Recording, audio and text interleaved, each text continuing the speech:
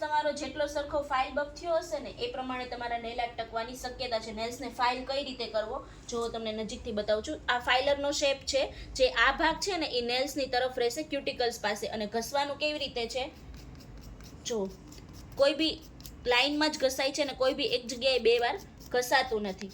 આપણો નેલ્સ વચ્ચેથી બફ થઈ ગયો છે, હવે બંને કિનારી બાકી છે, તો એની માટે આપણે ફાઇલરને આમ પકડીને આ ભાગેથી ઘસવાનું છે, જેનાથી જુઓ તમે આપણી સાઈડની વોલ્સ જે છે એ ફાઇલ થાય છે અને આખો નેલ્સ આપણો ફાઇલ બફ થઈ જાય છે, જેનાથી કોઈ બી નેલ્સની તમારી કોઈ બી સાઈડ પણ બાકી નહીં રહે, ક્યાંય તમારું બાકી નથી રહેવાનું. હવે તમને છે ને ડસ્ટિંગ બ્રશ કરીને બતાવું. જો આ આપણો આખો નેલ્સ ફાઇલ થઈ ગયો છે, આમાંથી કોઈ બી જગ્યાએ તમારી સાઈડ વોલ્સ કે ક્યાંય બાકી નથી. હવે આપણે બફર લેશું.